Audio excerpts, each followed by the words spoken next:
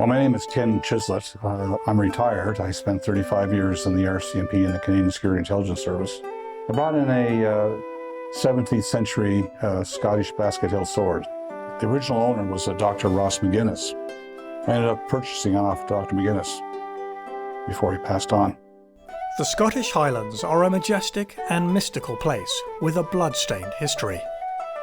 In 1745, the Highland Scots got caught up in a war over the British throne known as the Jacobite Rising. The Rising ended the following year when the British Army routed the Scottish Highlanders at the Battle of Culloden. The British then took revenge against the Scots through a campaign known as the Highland Clearances. Led by Edward Cornwallis, who later became the controversial founder of Halifax, British soldiers murdered and raped Highlanders, burned their homes and destroyed their crops. Thousands of Scots fled to the New World, including many who settled in Nova Scotia.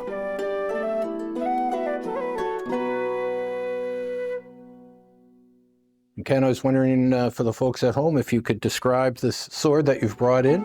This is an example of what they call an Irish hilt basket sword, Scottish. And what that means is that the style of the hilt is like a basket. Basket hilts started to come into vogue in Europe at around 1600s because it protected the hands more and more easily to handle rather than taking a big 1.5 or 2-handed sword. The blade is probably off an original older longsword.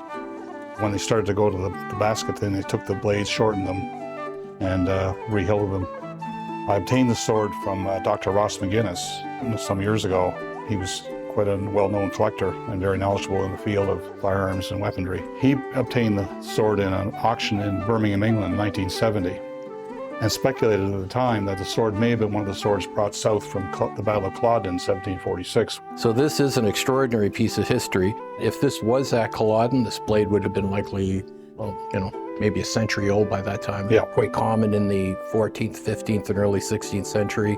And again, this blade is probably, I think it is, I agree with you, this is a part of a larger, longer sword that has been reduced down to a more manageable size. And again, and this coincides with the rise of musketry in warfare in the British Isles and across Western Europe. So these swords are, again, this is an interesting period of transition from one type of sword into another. And again, the difference in this hilt as compared to what we'll see coming out of Scotland within, like, say, 25 or 30 years. The regulation swords were much more uniform and much better finished. This was a Highlander sword that was probably made in a local village from a local blacksmith. Exactly, yep.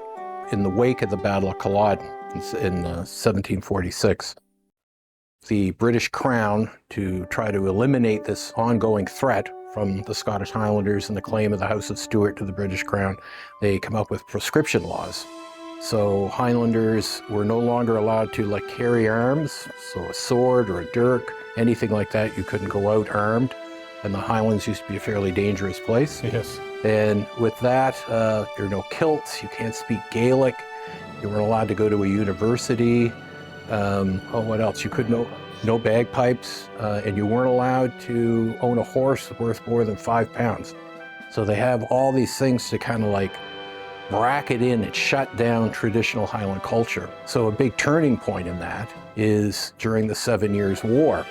So when Great Britain makes the sort of strategic decision to campaign against France in North America, well, Frederick the Great bottles up the armies on the continent. The British develop what they'll call eventually the American Army. So the first American Army is the British Army here in North America during the 7 Years' Wars. So through those proscription laws, those heads of clan, for the Frasers, the Mackenzies, all the old Jacobite families, they're made a bargain with the British Crown that if they'll raise Highland troops to go and serve in North America, all these elements of the proscription laws will be done away with. And so you can have bagpipes again.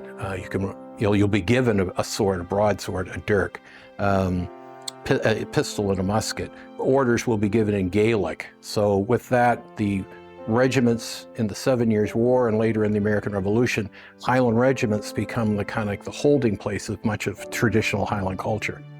With that, again, you start to see a lot of these soldiers that are in the Montgomery 77th Highlanders, the Fraser 78th Highlanders. Many of them stay in North America and what becomes Canada.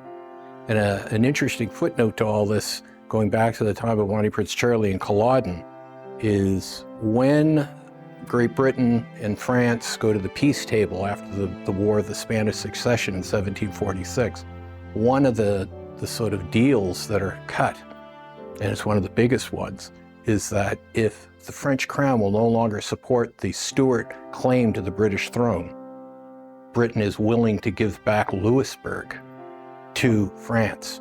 And that is an enormous sort of thing that it's kind of forgotten sometimes, but that's one of the things that finally gets France, Louisbourg back.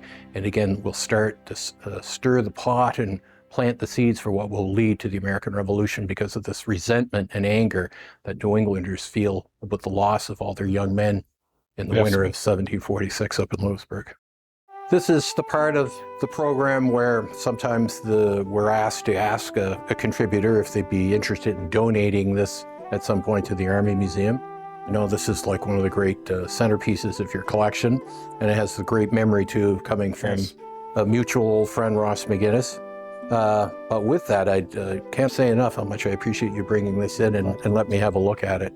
So it's remarkable to see it, and again, have that connection again with talking about Ross McGinnis. Well, thanks again so much for coming in. Thank you. It's good to see you again. Okay.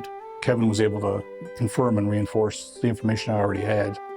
And it was great to get the information, Kevin, on some of the background and history of the other regiments and the Highland situation at the time. You don't see swords like that around this part of the world very often. It looked kind of familiar to me in an odd way. And I thought, well, I've probably seen it in a book on, basket-hilts or something. But then it turned out to be from Dr. Ross McGinnis's collection. To have that connection with that piece of history, and again, with the local history with Ross McGinnis, it was very nice, actually.